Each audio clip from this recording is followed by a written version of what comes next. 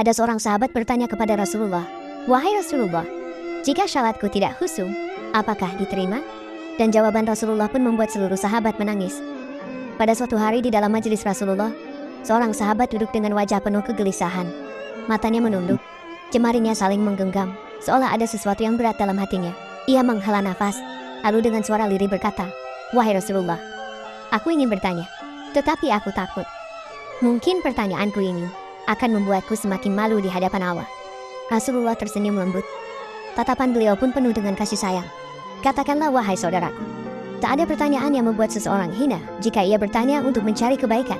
Sahabat itu mengangkat wajahnya, perlahan wajahnya mulai berkaca-kaca.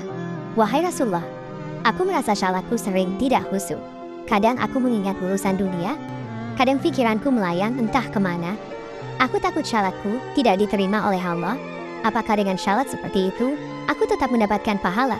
Seketika suasana menjadi hening. Para sahabat yang lain menunduk merasakan kegundahan yang sama. Mereka tahu betapa beratnya pertanyaan itu, namun yang terjadi setelahnya benar-benar tak terduga. Rasulullah tidak segera menjawab. Rasulullah menatap sahabat itu dalam-dalam. Lalu air mata mulai membasahi pipi baginda. Para sahabat pun terkejut. Mereka jarang melihat Rasulullah menangis dalam keadaan seperti ini. Dengan suara bergetar Rasulullah berkata, "Demi zat yang jiwaku berada di tangannya, sungguh setan tidak akan pernah berhenti berusaha mencuri bagian dari sholat seorang hamba, hingga ia menjadi malas dan tidak khusyuk. Tetapi ketahuilah, dia tetap melihat usahamu." Baginda menarik napas dalam, lalu melanjutkan, "Wahai saudaraku, jika engkau meninggalkan sholat hanya karena takut tidak khusyuk, maka setan akan menang. Tetapi jika engkau tetap berusaha sholat meski dengan kehadiran pikiran yang terganggu, ketahuilah, setiap kali engkau berusaha kembali kepada Allah dalam sholatmu, saat itulah Allah menyambutmu." Air mata sahabat itu jatuh. Ia menangis. Begitu juga sahabat lainnya. Kemudian Rasulullah berkata, "Bayangkan seorang ibu yang melihat anaknya berjalan ke arahnya. Tetapi anak itu sering jatuh dan tersandung. Apakah sang ibu akan marah? Tidak. Ia akan berlari menghampirinya, mengangkatnya, dan mendekapnya arah. Begitulah Allah.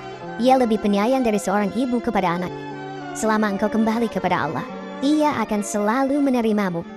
Dari hari itu sahabat tak lagi putus asa dalam salatnya. Ia tetap berusaha, dan setiap kali pikirannya melayang, ia selalu mengingat kata-kata Rasulullah, "Selama engkau kembali kepada Allah, Ia akan selalu menerimamu."